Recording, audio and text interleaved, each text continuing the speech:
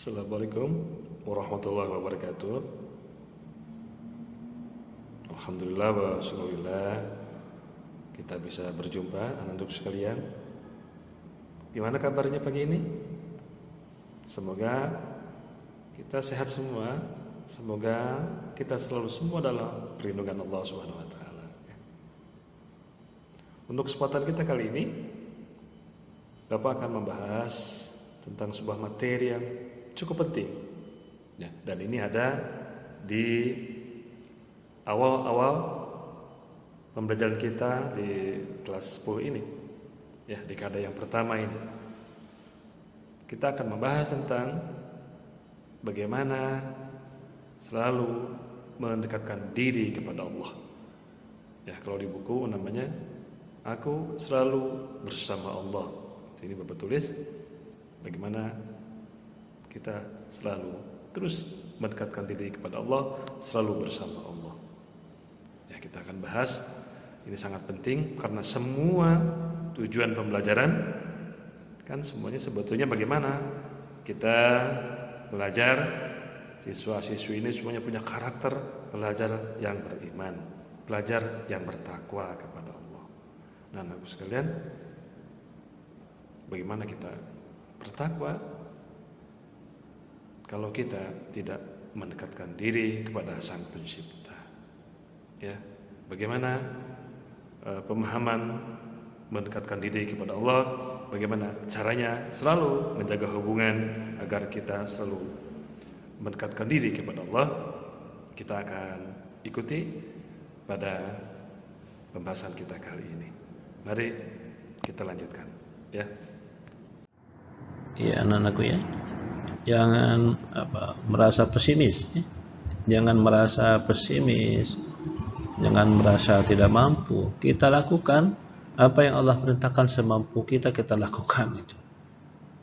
Maka itu dalam hadis qudsi Allah katakan, siapa yang mendekat kepadaku sejengkal, aku mendekat kepadanya sehasta.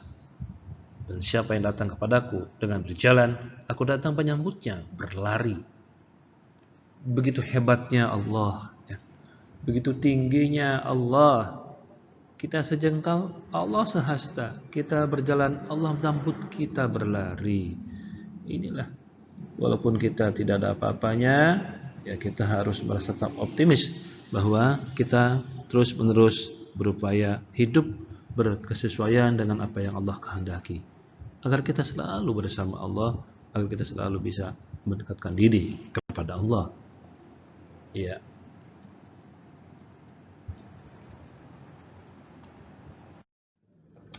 Ya, sekarang kompetensi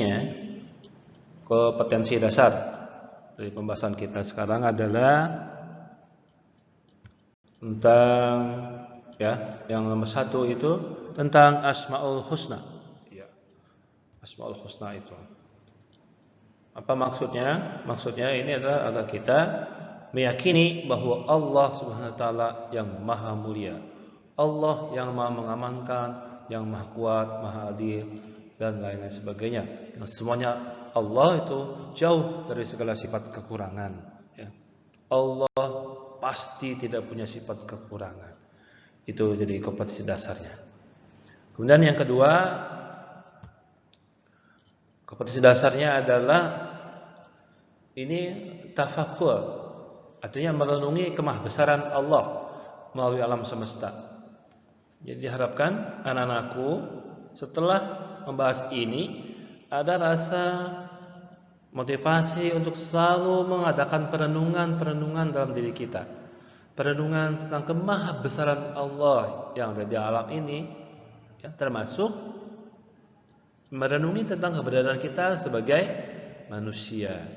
Nah, maka dengan itu nanti kita akan ketemu betapa Allah maha sempurna menciptakan manusia. Ya, betapa Allah sangat menginginkan kebaikan buat manusia. Jadi kalau kita sakit, kalau kita galau, itu salah satunya mungkin adalah akibat daripada kita tidak hidup dalam berkesesuaian dengan firman-firman Allah ya. Maka Allah menyuruh kita untuk bertafakur, merenung. Nah, setelah tafakur, nanti baru ada rasa syukur kita, ada rasa terima kasih kita sebagai hamba Allah atas segala nikmat yang telah Allah berikan. Itu kalau kita sudah bisa bertafakur, ya, dalam hal lain, dalam pengalaman yang lain disebut juga tadabbur. Kita bertafakur, tadabbur, lalu tasyakur. Kita bersyukur atas nikmat Allah. Nah, itulah dan yang menjadi motivasi kita untuk selalu lebih mendekatkan diri kepada Allah, ya, selalu bersama Allah.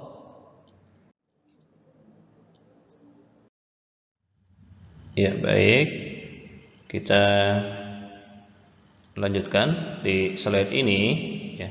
Kita akan lihat apa sebetulnya tujuan pembelajaran.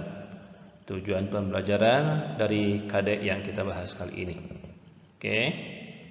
Sini jadi diharapkan setelah mengikuti proses pembelajaran ini peserta didik itu dapat apa? Kita lihat. Yang nomor satu, meyakini, ya, meyakini bahwa Allah Maha Mulia, Allah Maha mengamankan, Allah Maha memelihara, Maha sempurna kekuatannya, Maha penghimpun, Maha adil dan Maha akhir. Jadi ini semua adalah kembali kepada Allah. Semua urusan kembali kepada Allah. Allah yang menciptakan, maka Allah yang bertanggung jawab. Allah sangat bertanggung jawab terhadap penciptaan itu. Maka harus diyakini ini anak-anak sekalian. Nah, apa efeknya? Apa pengaruhnya kalau kita sudah meyakini ini? Lihat pengaruhnya. Apa efeknya? Yang pertama, nomor 2 ini kita lihat agar kita bisa memiliki keluhuran budi, bisa memiliki akhlak yang baik, ya, kokoh pendirian, bisa memberikan rasa aman, tawakal, adil. Ini semua sebagai implementasi daripada pemahaman sifat-sifat yang ada di Asmaul Husna tadi. Itu. Dan yang nomor 3-nya kita lihat. Nomor 3-nya agar juga kalian bisa menganalisis makna Asmaul Husna tadi itu. Dianalisis satu persatu kalimatnya sampai kemudian kalian bisa menyajikan hubungan mana-mana tadi itu, ya. Seperti yang sudah Bapak tuliskan di KD yang tadi itu, kita akan hubungkan atau nanti dihubungkan dengan apa? Dengan sifat rasa terima kasih kita, ya.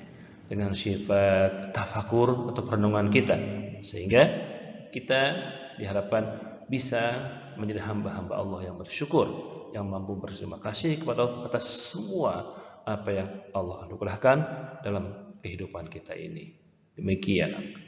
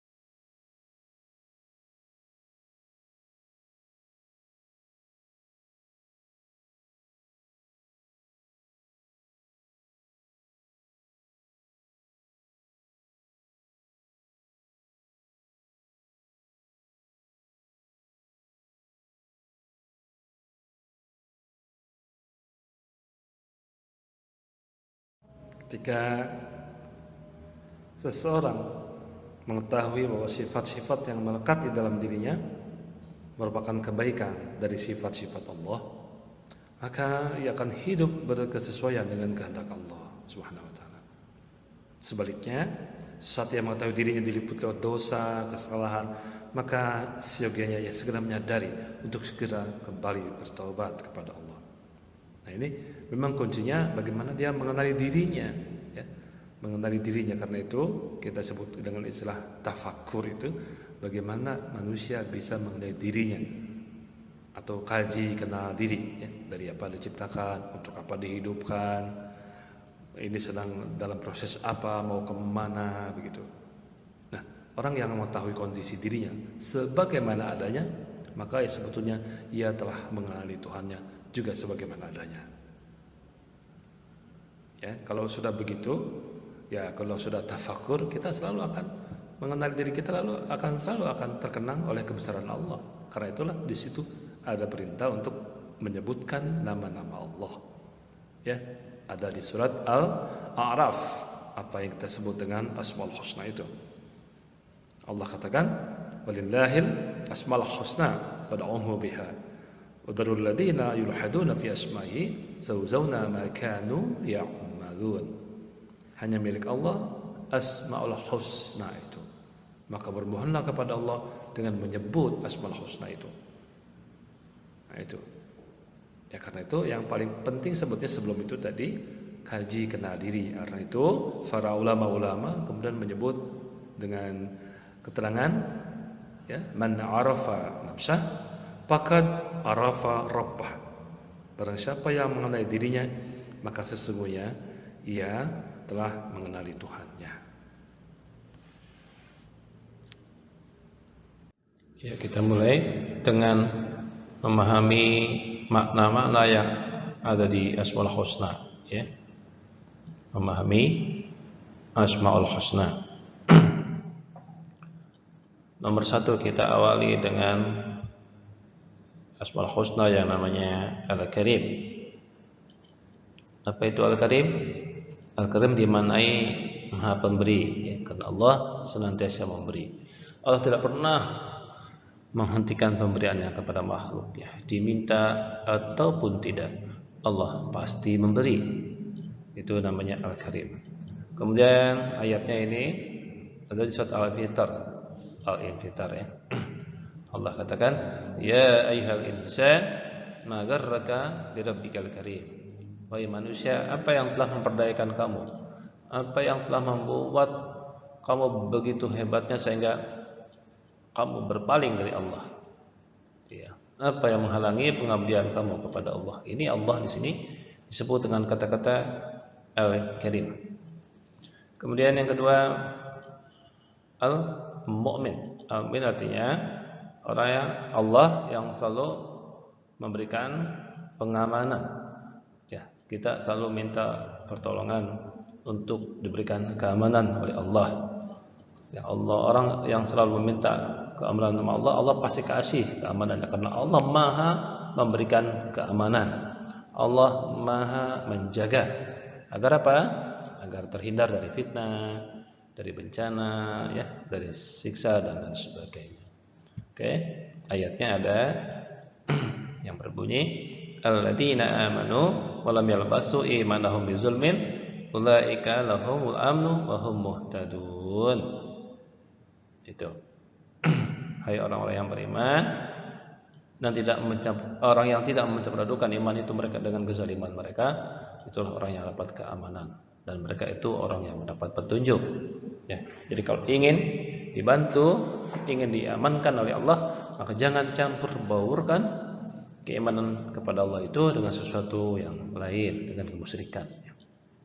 Yang ketiga, Asmaul Husna-nya itu Al-Wakil. Artinya Allah yang telah memelihara, Allah yang mengurus segala kebutuhan makhluknya dalam semua urusan dunia maupun urusan akhirat. Kita manusia hanya menggantungkan, ya, bermohon kepada Allah, kita gantungkan semua urusan dan persoalan hidup dan kehidupan kita di dunia maupun akhirat hanya kepada Allah. Biarlah semuanya Allah yang mengambil alih. Nah, kita hanya berusaha, nanti Allah semuanya yang menentukannya. Ya, kita berwakil hanya kepada Allah. Ini ada di surat Az-Zumar ayat 62. Allah katakan, Allah al-khaliqu kulli syai' wa huwa ala kulli syai'in wakil. Tidak, Allah menciptakan sesuatu dan dia pula yang memelihara segala sesuatu itu. Jadi kalau Allah menciptakan sesuatu makhluknya, pasti Allah sangat bertanggung jawab terhadap apa yang diciptakannya itu. Begitu. Ya, Asmaul Husna yang berikutnya yang nomor 4. Ya. Memahami Asmaul Husna yang nomor 4. Apa itu? Ya, Al-Matin. Apa Al-Matin? Al-Matin artinya Allah Maha Sempurna dalam kekuatan dan kekokohannya.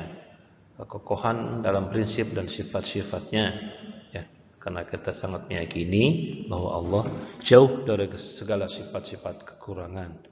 Allah hanya punya sifat-sifat kelebihan dan sangat kuat kekuatannya itu. Itu yang Allah firmankan dalam surat Az-Zariyat yang berbunyi innallaha war-razzaq dzul quwwatil matin. Ya. Kemudian nomor 5 al-jami'. Apa al-jami'? Al-jami' maksudnya maha mengumpulkan, maha menghimpun. Ya, bahwa Allah maha mengumpulkan seluruh sesuatu yang tersebar. Allah maha mengumpulkan apa yang dikehendakinya. Walaupun mungkin seorang dengan saudaranya, dengan orang tuanya sudah berpisah sedemikian puluh tahun, Allah bisa persatukan kembali. Atau bahkan berpisah, berbeda sudah alamnya pun, Allah akan persatukan kembali. Karena Allah maha mengumpulkan seluruh makhluknya. Ya, karena itu di dunia kita wajib silaturahmi. Kalau kita silaturahmi, kita tidak pernah memutuskan silaturahmi, maka Allah akan tetap kumpulkan kita bersama-sama orang yang baik. Nomor 6 al-husna itu adalah al-adil. Al-adil dari kata adalah yang berarti lurus dan sama. Orang yang adil adalah orang yang berjalan lurus dan sikapnya selalu menggunakan ukuran yang sama, bukan ukuran yang ganda. Ya. Adil, tidak diskriminasi, tidak pandang bulu, tidak membeda-bedakan satu dengan yang lainnya.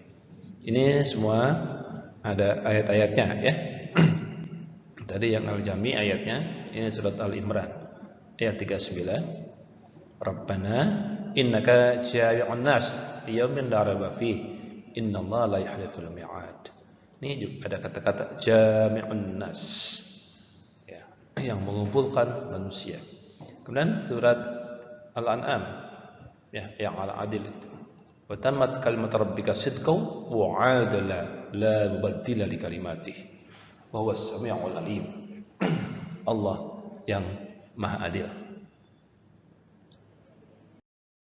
Ya, kita sebut ada istilah tafakkur, ada istilah tasyakkur. Ya, ada tafakkur, ada tasyakkur. Apa tafakkur? Tafakkur itu artinya merenung, ya, perenungan.